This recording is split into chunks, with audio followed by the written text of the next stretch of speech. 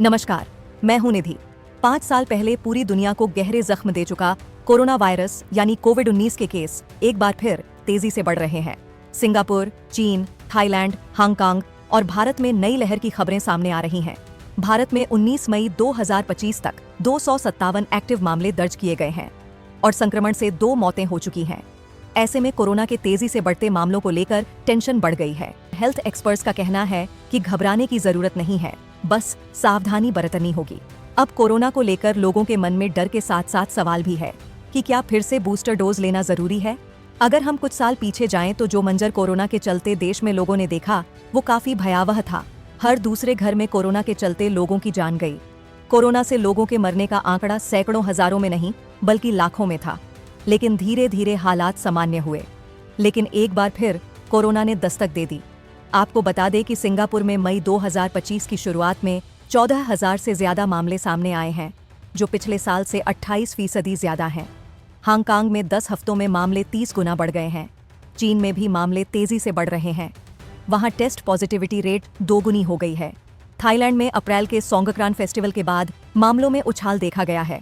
भारत में भी 257 एक्टिव मामले हैं, जो ज्यादातर केरल, महाराष्ट्र और तमिलनाडु से हैं। इस नई लहर के लिए ओमिक्रॉन का JN.1 वेरिएंट और इसके सब वेरिएंट्स LF.7 और NB.1.8 जिम्मेदार हैं। विश्व स्वास्थ्य संगठन ने JN.1 को दिसंबर 2023 में वेरिएंट ऑफ इंटरेस्ट घोषित किया था। ये वेरिएंट ज्यादा संक्रामक है, लेकिन हेल्थ एक्सपर्ट्स का कहना है कि ये पहले के वेरिएंट्स की तुलना में ज्यादा खतरनाक नहीं है। ज्यादातर मामलों में हल्के लक्षण जैसे बुखार, खांसी, गले में खराश और शरीर में दर्द देखे जा रहे हैं। फिलहाल भारत में हालात कंट्रोल में है। सक्रिय मामले देश की बड़ी आबादी के हिसाब से बहुत कम है। ज्यादातर मरीजों में हल्के लक्षण हैं। अस्पताल में भर्ती होने की जरूरत नहीं पड़ रही है। स्वास्थ्य मंत्रालय का कहना है कि देश में कोविड की नई लहर का कोई संकेत नहीं है, लेकिन सतर्कता जरूरी है। स्वास्थ्य विशेषज्ञों का कहना है कि जिन लोगों की इम्यूनिटी कमजोर है, जैसे बुजुर्ग, बच्चे या जिन्हें डायबिटीज, कैंसर जैसी बीमारियां हैं, उन्हें बूस्टर डोज लेने की सलाह दी जा रही है। हांगकांग और सिंगापुर में भी लोगों को बूस्टर डोज लेने के लिए कहा जा रहा है, खासकर अगर उनकी आखिरी डोज या संक्रमण को 6 महीने से ज्यादा हो गए हैं। WHO के मुताबिक XBB.1.5 monovalent booster vaccine JN.1 variant के खिलाफ 19 से 49% तक सुरक्षा दे सकती है।